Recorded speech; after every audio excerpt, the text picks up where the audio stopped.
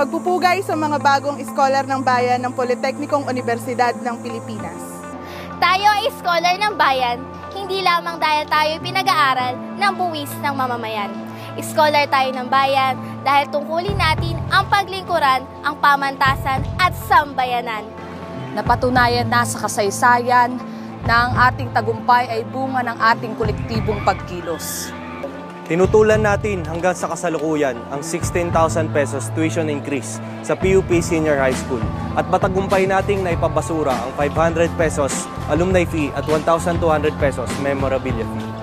Napatanggal rin natin ang PE uniform fee para sa mga bagong scholar ng bayan. Bahagi ito ng pagpapabasura natin sa 3,646 other school fees sa PUP.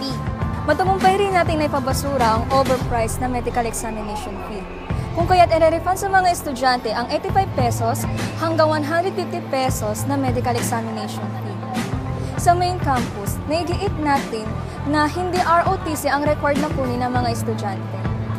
Ilan lamang ito sa mga tagumpay ng ating sama-samang pagkilos. Hindi tayo titigil at hindi tayo manlulumo. Sa halip, lalo tayo magpapalakas, lalo na't ang ating pamantasan at bayan ay naharap sa napakaraming issue at hamon. Tungkulin natin na patuloy na labanan ang tuition fee increase sa PUP. Sa kolehiyo, ang Institute of Technology at ang branches at campus ng PUP na mayroong 3,000 to 5,000 na fixed tuition rate. Iginigiit natin yung 12 pesos per unit na standard tuition sa lahat ng branch at campus ng PUP. Tungkulin natin na lalo pang magtagumpay sa pagpapabasura at pagre-refund ng 3,646 na other school fees. Sa mga freshmen, direct nang napupunta sa administrasyon ang 115 pesos na extra fee. Gagraduate na lang ang dating mga siningil ng PU uniform fee ay hindi pa nila nasisilayan ang kanilang mga uniform. Sinisingil ng administrasyon ng rental fees, ang pasilidad, ang mga student organizations at institutions. Tungkulin nating itaguyod ang demokratikong karapatan ng mga estudyante. Sa ibang branch at campus, kahit labag sa NSTP bill, ginawang required ang ROTC. Ginikipit naman ng internal audit ang mga student organization at nilalabag ang kanilang financial autonomy. Higit nating kailangan ipabasura ang mga represibong polisiya sa Student Handbook Revised 2013 edition. Tungkulin natin ipaglaban ang karapatan sa edukasyon at ibasura ang K-12. Alam nyo ba, siyam sa 10 eskwelahan na nag-o-offer ng senior high school ay pribado. Saan kukuha ng 100,000 hanggang 200,000 pesos na pangmatrikula para makapagtapos ng high school sa ilalim ng K-12 ni Aquino? Sa PUP, ang nakaambang 16,000 pesos na matrikula at paglobo ng freshman ngayong taon ay dahil sa K-12.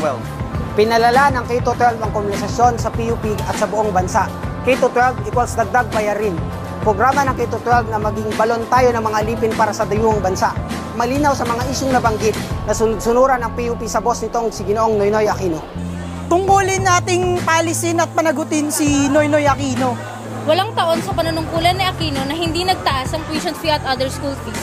Walang hustisya sa 4 na estudyanteng kinitil ng Administrasyong Aquino dahil sa mataas na bayarin sa eskwela. Tapos magdadagdag pa ng K-12 at Roadmap on Public Higher Education Reform. Yung para sa mga eskwela at ospital, napunta sa kanilang bulsa. Huwag nating kalimutan ang pork barrel at disbursement acceleration program ni Aquino. Diba nagtaas ng pamasaya sa MRT at LRT? Pero, lalong mas naging bulok yung serbisyo. At totoo yung tuta ng kano eh. Dahil sa suwol ng Estados Unidos, ayun, trahedya sa mamasapano. Si Mary Jane Veloso at 72 OFW pa ang nasa death row. Itinulak sila ng gobyerno para magpakaalipin sa ibang bansa. Mamamayan na ang nagsasabi. Paalisin at panagutin si Noynoy Aquino. Bilang scholar ng bayan, tungkulin natin ang magmahal at manindigan. Binibigis tayo ng hangaring magmahal sa bayan ng tapat at lubos, na ang tuloy-tuloy at lumalakas nating pagkakaisa'y magluluwal pa ng mas maraming tagumpay. We are a living testimony of a firebrand student activism for the students and the people. At hindi natin bibitiwan ang tungkuling ito. Bagkus ay mahigpit nating tatanganan ang prinsipyo ng paglilingkod sa pamamagitan ng sama-samang pagkilos. At ito ang deklarasyon nating mga iskolar ng bayan.